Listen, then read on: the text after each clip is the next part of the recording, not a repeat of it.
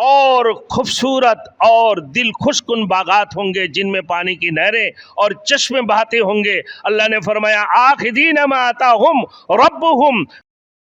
Thanks for watching. Don't forget to like, comment, share and subscribe to Maulana Habibullah Ruhani Official.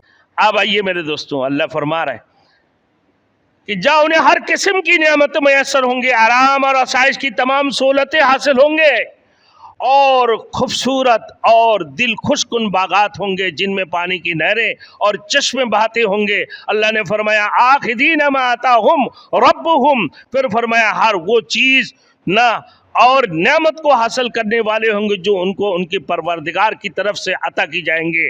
میرے دوستوں، وہ لوگ خدا کی عطا کردہ نعمتوں کو نہ خوشی سے قبول کریں گے، کیونکہ انہم کانوا قبل ذالک محسنین، اس سے پہلے جو وہ نیکیاں کرتے تھے، اس سے پہلے جو نیک عمل کرتے تھے، اس سے پہلے جو عقیدے کے ساتھ اللہ کی طرف متوجہ ہوتے ہوئے، اللہ کے خوف ان کی دلوں میں رکھتے ہوئے اللہ کے ہر نیک کام کو وہ کیا کرتے تھے.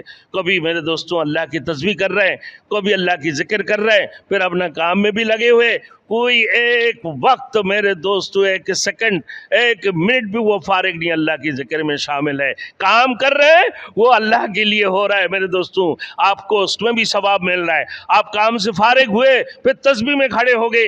آپ نے گویا کہ صبح گھر سے جو نکلے ہیں میرے دوستوں، آپ گاڑی چلاتے ہوئے پھر اپنا آفس تک آیا، اس وقت سے لے کر آپ آخری چھٹی کی وقت اور چھٹی کی بعد سے گھر جانے تک آپ کی وقت ذکر میں گزر گئے نا بھائی، اللہ کے لیے گزرے نا.